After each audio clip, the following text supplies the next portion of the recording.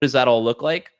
We'll see, but that's sort of the next step in Tyler Hero's development is just sort of figuring out how to play alongside those guys and not just being this sort of Lou Williams style sixth man who, when the starters are off the court, he can float your offense for a few minutes. He's going to have to learn to play next to those guys, as much as the Heat's coaching staff is going to have to trust him with that starting spot. You mentioned Lowry too. I think Lowry and Oladipo fall into this category together, where I'm kind of curious for different reasons. Where Kyle Lowry obviously not healthy when they needed him to be healthy last year, and you look at his age, you look at just the more wear and tear on Kyle Lowry's body. Great player, but Lowry was supposed to be like that kind of guy to make life easier for Jimmy in the playoffs. Like the whole point was like, come playoff time, like we'll conserve Kyle Lowry. Come playoff time, he'll be ready to go. And then right away in the Hawks series, and I mean that could have gone a different way if the Hawks were in a little bit better position, where it's like, oh, we don't have Kyle Lowry and we need him in the series against Trae and company. But now you have another year. He's a year older. Like, would you guess Miami's feeling good about their Kyle Lowry investment at this point? Like, that was kind of, and he's kind of just seemingly overlooked in all of this. Is this that like we talk about star chasing in Miami, and I mean they were looking at it as like we got to the finals with just what we had, like we talked about 2 years ago, and you're like, well, Kyle Lowry should be like this. Lowry, Bam, and Jimmy Butler, and just our depth, that's a pretty good group of guys who can win the East. Like that's a pretty good group. We feel pretty good about what we've assembled there.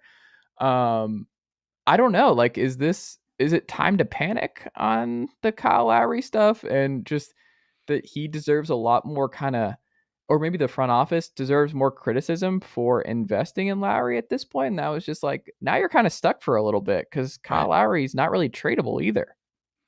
So about a year ago, I bought this stock. It's a medical company stock. I was doing the stock market stuff. Okay. And I felt really good about it. And ever since I bought that stock, I've lost probably 50% of my money on that stock. Oh no. And so it's not doing very hot. But I won't sell it. I won't sell it because what's the point? I already lost 50% of my money. What's the difference? You know, I'm just going to hold on to it and hope that it bounces back. And by the way, as soon as it gets back to anywhere close to what I bought it at, I'm selling it. I'm getting out of it. I'm selling it, and I'm getting as close to my money back as possible. That's where I think the Heat are with Kyle Lowry.